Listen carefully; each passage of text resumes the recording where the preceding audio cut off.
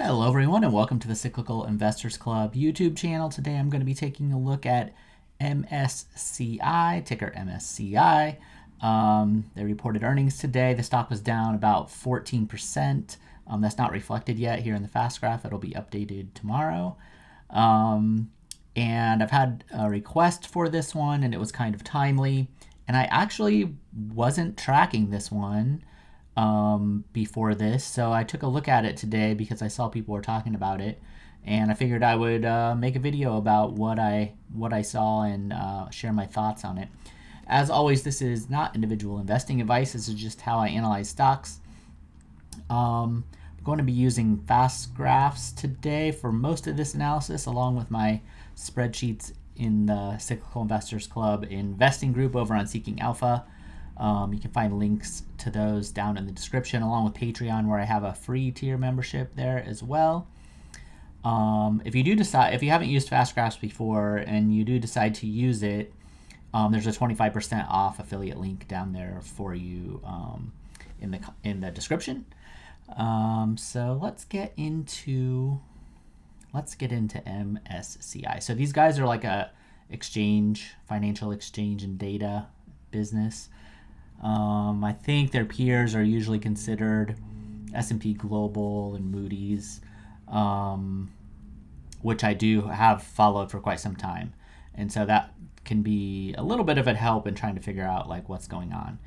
So when you first look at their earnings history, first it goes back as a public company to 2007/8. So we do have a little bit of recession data here, and during the 2008 recession, if I can shrink my fast graph here, maybe I missed it. There we go.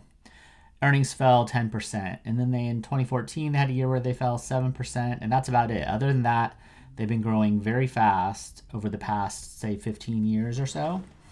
And in a pretty smooth trajectory. Now, one of the reasons this trajectory is so smooth is because they bought back about 30% of the stock since 2015, which is going to be the first time frame that I take a look at here. So I'm going to shorten this down to this 10-year time period. You can see earnings grew quite a bit every single year. But because this is earnings per share, this represented up here in the fast graph, if a company is buying back a lot of shares, which these guys have, I mean almost 1/3 of the company, that is going to reduce the number of shares and therefore inflate the earnings per share. So the earnings per share will be higher than if they, I don't know, took that money and paid a dividend with it or something like that. So I like to control for that because I like to think of it, my valuation process as a business owner. So if I had those earnings, if I wanted to just go spend them and not put that money, not buy the company's stock, I want to know what the earnings growth rate would be if I did that without buying back the stock. So if you look at the fast graphs number here, you see a 22% earnings growth rate. That's measured from here to this year, assume forward earnings this year. And so they've grown 22% a year, which is really fast. When I run my estimates and I control for the share buybacks, it's only more like 17 something, maybe between 17 and 18, which we'll look at later. So my earnings growth estimate projection will be lower than probably most people.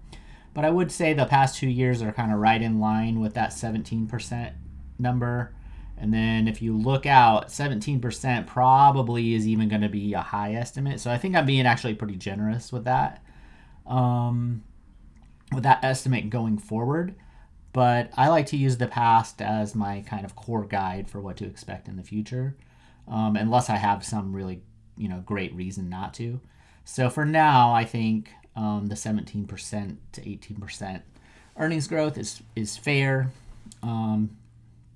Even though they can, especially when a business is growing fast, they can slow down pretty quickly. So I would just say that even though it looks like I'm being conservative with my estimate, I'm not really being conservative with it, I think, because the forward expectations are more like 15 or 16%. Okay, so with that said, let's see what else we need to look at here. So this is showing they have like a lot of long-term debt, but I use a market cap to total enterprise value to estimate debt, which I will include here, which is only about 10% more. So the total enterprise value is only about 10% more than the market cap. I'm not a financial accountant, so I'm not sure what accounts for such a big difference here. Sometimes companies have a lot of cash, and that balances out some of it. So I'm not exactly sure what's going on there. A person might want to look into that a little bit more, but it doesn't seem to be affecting like their earnings trajectory or the way Wall Street's been valuing the stock. So that's what I would say about that. Okay, so we have the earnings growth rate. Now, when I get into my spreadsheet, it will have the updated price, which is down in the 400s. It fell about 14% so far today. And I'm going to go ahead and use forward earnings for my basic analysis. And then I'm going to do a recession analysis as well, a recession valuation.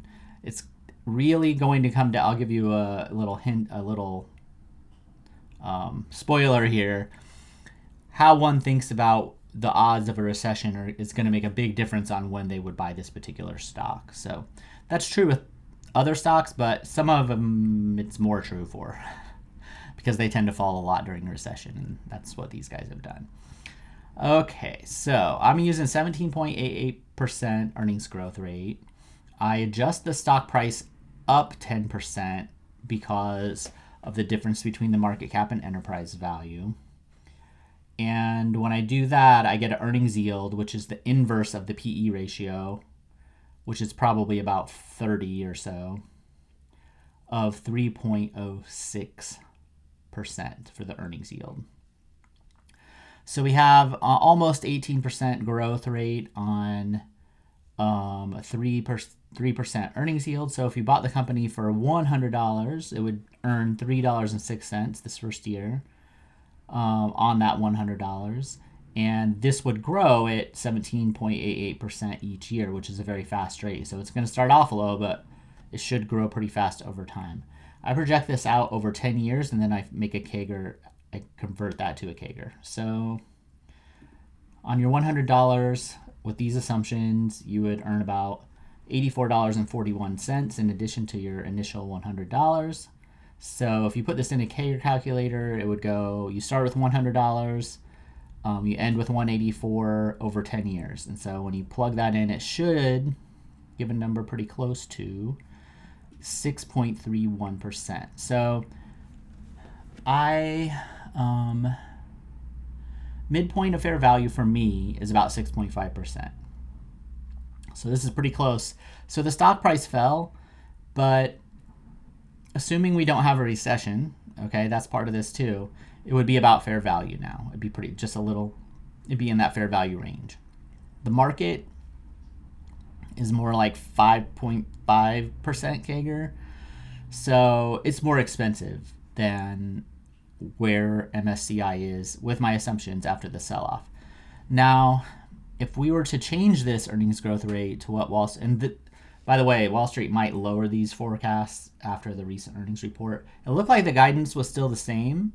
For forward guidance for earnings was still the same, but obviously the stock sold off, so maybe there's something in there that came in a little lower. So if we look at 10, 15, and 14, I don't know what that average is exactly, but let's call it 12. So if they had 12% growth, and this is where I think, I'm just going to show you how I think Wall Street's valuing it today, then we're down closer to, that's actually a little more overvalued than the market. 13% to 14% growth is about where the market is. So probably about 14 actually. Yeah. So the market's saying if they grow 14% over the next few years, then that's where today's price is at. And if that's the case, it would be trading about the same as the rest of S&P 500 on average. If you think they can pull off the higher growth rate, then they're more fair value. So that's the basic analysis right there. If you use these assumptions, 322 would be when this gets up to 8%, the price goes down. This goes high, and everything else stays the same. This goes higher. When this crosses 8%, that's usually my buy rate, my buy threshold. It would need to fall about 27% down to 322 to hit that level, where I think it would be actually a buy with some margin of safety. So that's the basic analysis. That assumes no recession during that time. Now, when we get into the recession situation, this is where it gets more interesting. So I'll give you a heads up. The recession buy price is about 62% lower. But I would say that Moody's and S&P Global are more like 75% off above where they would traded during the past recession in 2008. So because of the recent sell-off, this is getting closer to the recession price than some of the peers. But it's still a long way away. So how did I come up with this? So the way I came up with this is what I do is every now and then there's stocks who, even though earnings only fell 10%, you would think in a perfect world, if earnings fell 10%, maybe the stock falls like 15% or something, if everything's equal, all else being equal. But if you look at how far these guys fell, let's see, even closer here. Yeah, they were a little bit more right before the recession. So the high price was actually 38.40, but we can tag it at 37.32 here. And go down to 12.60. It actually went to 11.06. You can tell at the top right up here. It shows you the high and low. So this is it actually fell a little bit deeper than what it's going to show here, but this is 66% drawdown. So earnings fell 10%. The stock price fell probably 70% during the Great Recession. Okay, and those are the ones that they can be very rewarding if you buy them down near the bottom. But the problem is usually they look pretty attractive well before they get down to like where they're actually going to fall. So it can be hard to actually buy them when they're super duper cheap. And often people can get shaken out of these stocks really quick because it seems like they're doing okay and the prices just get creamed. Like today, it was down like 15% in one day or 14% in one day. So a few of those days together, and let's see, that was the summer of 2008, and 9 months later, it's down like 70%. So the way I try to estimate if this type of thing could happen again is I take the peak earnings, which I'll have to look here, which is $1.14. So that was before it fell to 10%. Now, unfortunately, we don't know where it was at in 2007 and if it would have fallen a little bit more. But we have enough here this is probably why I didn't track it before, but it's enough to at least give us an estimate. And then we have the low price. So this is, in my mind, the most pessimistic PE you can kind of come up with. You take the lowest price against the peak earnings, okay? The good part about that is it gives you a baseline that doesn't change as things get worse and worse. So you don't get more pessimistic during a recession, and you have something to work with and anchor yourself to. I developed this in 2020, in March 2020, because I realized that things were just going to be kind of nuts, and I couldn't trust what pandemic earnings were going to be. I had to go back and see what were they before the pandemic, and then assume they might go back there. So on a recovery. So that's kind of what this does too. So if we say, all right, let's say things go badly this year, and instead of 14.89, they earn less than that. Well, the market will most likely freak out, and the stock price will dive a lot. We actually saw that here, although this is mostly valuation. Earnings didn't even fall at all. They just went from 27% growth to 15% growth, and I bet this is a 50% drawdown. Almost, probably a 45% drawdown. So, yeah. So you can see that that's not even a recession, right? Now, the stock price, the PE on the stock was double what it was before going into the Great Recession. So really, this is just a correction of that PE, and we get down to something normal. So this was really just a boom, a super cycle, whatever you want to call it. And we get down into kind of reality a little bit more when we get down to these 30 PEs. So it doesn't help too much to look at that price. But what you can do is when earnings start falling, the market will get more and more negative usually. And what you want to do is think about, okay, where was the peak earnings? So let's say this ends up, let's say 1352 is the peak. You want to compare whatever this price goes down to back to those peak earnings. That would be the recession PE. And you can take that and reference it back to 2008. And usually what I do is take that really conservative PE, recession PE from 2008, and I add, like, in this case, I'm going to add 40% to it. So I'm not trying to get the absolute bottom. Because who knows where the absolute bottom will be. You just want to, because the stock price has a tendency to fall so much when things started getting negative, you don't want to be buying too early, right? So you can see the difference between a normal kind of conservative buy price on my part at 322 and 166.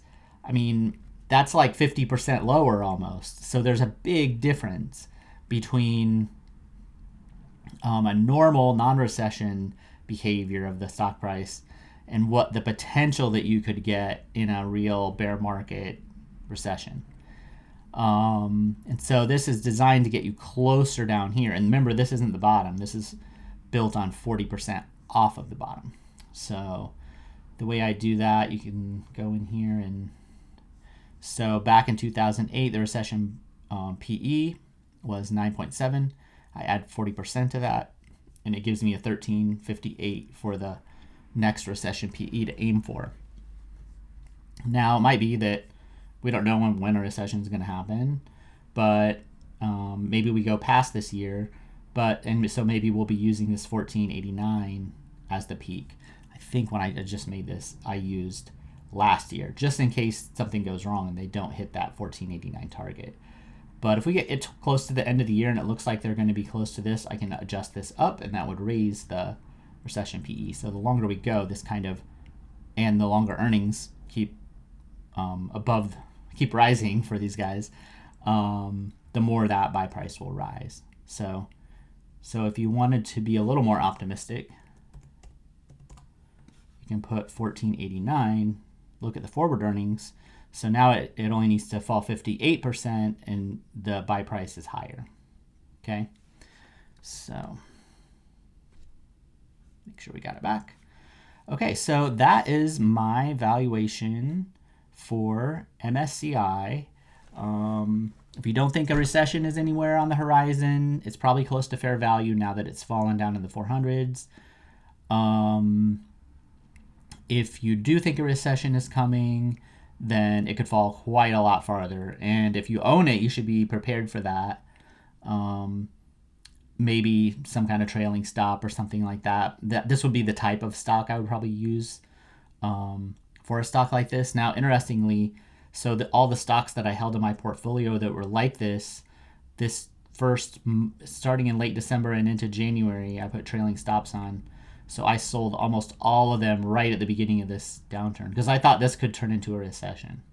But we delayed like student loan repayments, and we had a lot of fiscal stimulus for like CHIPS Act and things. So we had enough things that kind of kept us we had the bust from the boom, but we didn't go into the recession. But I sold all the ones that were kind of sensitive, like this one, back in early 2022. And I've pretty much been positioned like that the whole time. Now, I did buy some when they were down kind of along these levels, but I didn't want to hold any at the beginning of a downturn. So this is the kind of stock I would definitely be thinking that way about, because it can fall so deep and really no warning.